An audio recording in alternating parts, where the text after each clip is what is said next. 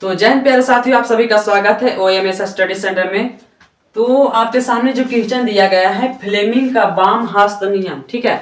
ये जो है इंपॉर्टेंट क्वेश्चन है, 10th क्लास का है और ये जो है और इम्पोर्टेंट है आप लोगों के लिए, क्योंकि 2026 में एग्जाम देने वाले हैं। तो ये क्वेश्चन को याद करके जाएं, ठीक है। तो देखिए, ये 2019 में पूछा गया था। फ्लेमिंग का बाम हस्त नियम दो होते हैं, एक दायां हस्त नियम होते हैं, एक बामा हस्त नियम होते हैं। हम लोग इस वीडियो में आप लोगों को मैं बताऊंगा बामा हस्त, अगले वीडियो में मैं लाऊंगा दायां हस्त, ठीक है। तो ध्यान देना है, अगर इसको समझना है तो लास्ट तक देखिएगा, ठीक है। चलिए स्टार्ट करते हैं। देखिए, फ्लेमिंग का बाम हस्त नियम यानी एक वैज्ञानिक है जिन्होंने बताया, विद्युत धारा के बताया वो दिशा कैसे होती है, ठीक है ना।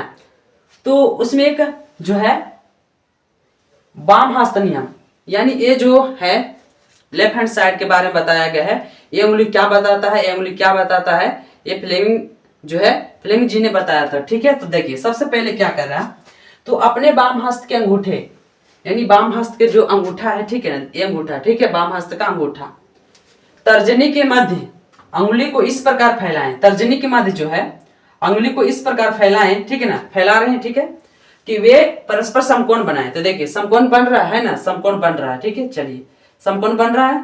तर्जनी चुंबकीय क्षेत्र को बताता है। ये जो तर्जनी है ये क्या बताता है, चुंबकीय क्षेत्र को बताता है। मध्य अंगुली धारा के प्रवाह की दिशा को बताएगी। ये जो है मध्य अंगुली, इसको क्या कहते हैं, मध्य, ठीक है ना। ये क्या बताती है, मध्य जो अंगुली बताती है धारा के प्रवाह की दिशा बताएगी, यानी धारा किधर बह रहा है, ठीक है। और अंगूठा चालक की दिशा को प्रभावित करेगा। अंगूठा जो दिखाई दे रहा है ये क्या करेगा, चालक को प्रदर्शित करेगा, ठीक है ना, प्रभावित करेगा, ठीक है। तो देखिए, फिगर के माध्यम से देखिएगा आप सभी। इसको जो है इसको मान लेना इसे, ठीक है ना। तो यानी अंगूठा बताया था, क्या बताता है, गति को बताता है। क्या बताता है, गति को बताता है, ठीक है। चलिए, अंगूठा चालक की दिशा को बताता है या गति को बताता है, क्लियर है। और जो बताए थे तर्जनी क्या बताता है, चुंबकीय क्षेत्र बताता है, ठीक है। तर्जनी चुंबकीय क्षेत्र को बताएगा। और ये जो है ये हमारा क्या है, ये मध्यम जो है क्या बताता है, विद्युत धारा बताता है। आप लोगों को समझ में आ रहा है, फिगर हमारा बाम हस्त नियम है, ठीक है। ये बाम हाथ है, इसमें अंगूठा हो गया और ये हमारा क्या हो गया, तर्जनी हो गया, और ये जो हमारा क्या हो गया,